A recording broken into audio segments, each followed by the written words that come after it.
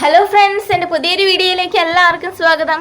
ഇന്ന് കുറച്ച് വെയിലൊക്കെ ഉള്ളൊരു ദിവസം കേട്ടോ. നല്ല കാലാവസ്ഥയൊക്കെയാണ്. വെയിലുണ്ടെങ്കിലും വലിയ കുഴപ്പം പറയാനില്ല. കാരണം ഇടയ്ക്ക് നല്ല കാറ്റും ഇടയ്ക്ക് ഇങ്ങനെ ഡിമ്മായിക്കൊണ്ടിരിക്കുന്നുണ്ട്. ഇടയ്ക്ക് ഇങ്ങനെ കാർമേഘം വന്ന് മറയുന്നുണ്ട് സൂര്യന്. അപ്പോൾ ഇടയ്ക്കൊന്ന് ഡിമ്മാവുന്നുണ്ട്. നല്ല കാലാവസ്ഥയൊക്കെ ആട്ടോ. എനിക്കിഷ്ടമായി ഇന്നത്തെ കാലാവസ്ഥ. ഇന്നത്തെ അല്ല, ഇനി ഈ ഒരു മാസം മൊത്തം നല്ല കാലാവസ്ഥയൊക്കെ ആയിരിക്കും കേട്ടോ. നല്ല ക്ലൈമറ്റും കാര്യങ്ങളൊക്കെയാണ്. അപ്പോൾ അതാ ഞാൻ വെള്ളം വേണ്ടി വന്നിട്ടില്ല കേട്ടോ. ഇന്നലെയും വന്നിട്ടുണ്ടായിരുന്നില്ല. അപ്പോൾ 2 ക്യാനുണ്ട്. അതൊക്കെ നിറയ്ക്കാൻ വേണ്ടിയിട്ട് ഇതാ ഫ്രണ്ടിൽ കൊണ്ടുവന്ന് വെച്ചിരിക്കും കേട്ടോ.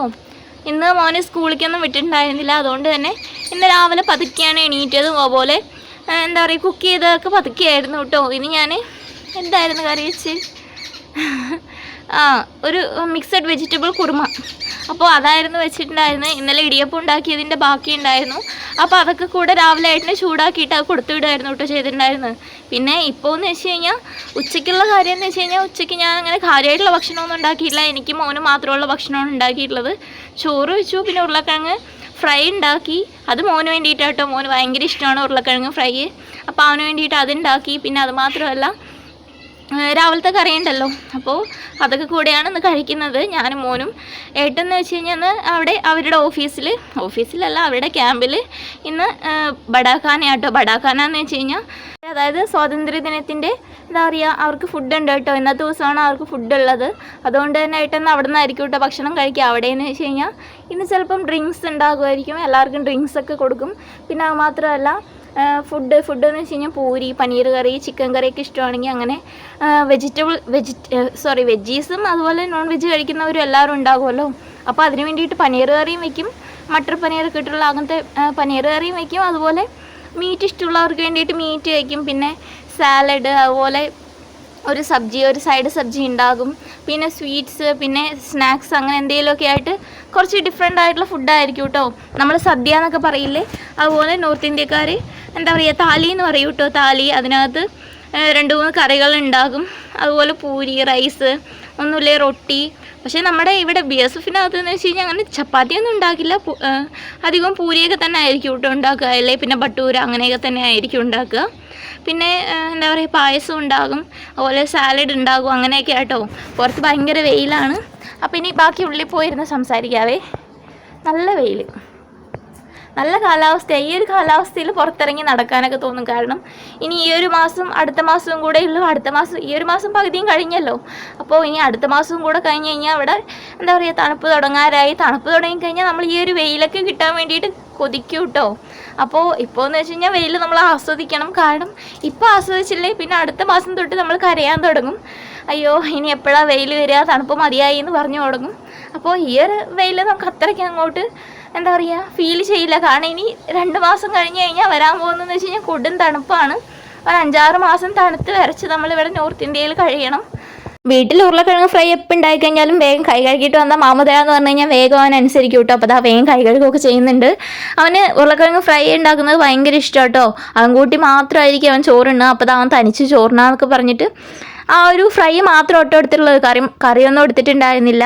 അപ്പോൾ അവൻ തന്നെ ഇരുന്ന് ഭക്ഷണം കഴിക്കുവാണ്. ഉരുളക്കിഴങ്ങ് ഫ്രൈ കഴിച്ചു നോക്കിയിട്ട് അവൻ എന്തൊക്കെയൊക്കെയോ ആക്ഷനും കാര്യങ്ങളൊക്കെ കാണിക്കുന്നുണ്ട് കേട്ടോ എന്നൊക്കെ പറഞ്ഞിട്ട്. അപ്പോൾ അതൊക്കെ കാണുമ്പോൾ ഞാനിങ്ങനെ ആലോചിക്കായിരുന്നു. ഏട്ടനും ഇതുപോലെ 2 ദിവസം മുന്നേ ഞാൻ ഡോക്ലി ഉണ്ടാക്കിയിട്ട് ചെറിയൊരു ഷോർട്ട് വീഡിയോ ഇട്ടിട്ടുണ്ടായിരുന്നല്ലോ.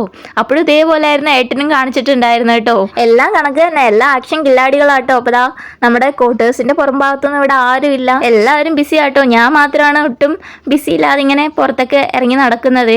എനിക്കിപ്പോഴും ഇതുപോലെ ആരെയൊക്കെ കണ്ടുകൊണ്ടിരിക്കണം കേട്ടോ. പക്ഷേ ഇവിടെ വന്നതിന് ശേഷം ഞാൻ ആൾക്കാരെയൊക്കെ കാണുന്നത് കുറവാണ്. ഇപ്പോൾ എന്ന് വെച്ച് കഴിഞ്ഞാൽ എല്ലാവരും പുതിയ ആൾക്കാരല്ലേ. അപ്പോൾ എല്ലാവരും അങ്ങനെ മിങ്കിളൊന്നും ആവില്ല. അങ്ങനെ പെട്ടെന്നൊന്നും അങ്ങനെ സംസാരിക്കുകയൊന്നുമില്ല. പിന്നെ എല്ലാവരും വന്നിട്ടുള്ള എല്ലാവരും മണിപ്പൂരീസ് ആട്ടോ. അപ്പോൾ അവരൊരു ഗ്യാങ് ആയിട്ട് നടക്കുന്നുണ്ട്. പിന്നെ അവരൊക്കെയെന്ന് വെച്ച് കഴിഞ്ഞാൽ ഡ്യൂട്ടി ചെയ്യുന്നവരാണ്. അവരെല്ലാം നഴ്സുമാരാട്ടോ. അപ്പോൾ അവരെന്ന് വെച്ച് കഴിഞ്ഞാൽ എന്താ പറയുക, ജോലിക്കൊക്കെ പോയി ബാക്കിയുള്ള സമയം അവരവരുടെ ഫാമിലിയെ നോക്കി. പിന്നെ പുറത്തിറങ്ങുന്നതെന്ന് വെച്ച് കഴിഞ്ഞാൽ പിന്നെ അവരവരുടെ എന്താ പറയുക, നാട്ടിൽ നിന്ന് വന്നിട്ടുള്ള ആൾക്കാരെ കാണാനും വേണ്ടിയിട്ടായിരിക്കും. നമ്മൾ മിസോറാമിലൊക്കെ ആയിരുന്ന സമയത്ത് അവിടെ BSF-ൻ്റെ ഇടയ്ക്കിടയ്ക്ക് ഓരോരോ പ്രോഗ്രാമും കാര്യങ്ങളൊക്കെ വരുമായിരുന്നു കേട്ടോ. ബാവയുടെ യുടെ പ്രോഗ്രാം വരുമായിരുന്നു. അല്ലെങ്കിൽ പിന്നെ BSFൻ്റെ എന്തെങ്കിലും റേസിംഗ് ഡേയോ അല്ലെങ്കിൽ പിന്നെ അങ്ങനെ എന്തെങ്കിലുമൊക്കെ ആയിട്ട് എന്താ പറയുക ദീപാവലീൻ്റെ മേളയൊക്കെ ഉണ്ടാകുമായിരുന്നു കേട്ടോ. പക്ഷേ ഇവിടെ അതൊക്കെ ഉണ്ട്. പക്ഷേ എന്താ പറയുക എല്ലാവർക്കും ഒന്നും അങ്ങനെ പോകാനൊന്നും പറ്റില്ല കേട്ടോ.